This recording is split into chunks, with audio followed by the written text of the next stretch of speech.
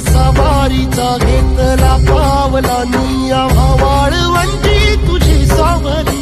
गळा भेट घेण्या भीमेची निघाली तुझ्या नाम घोषात इंद्रायणी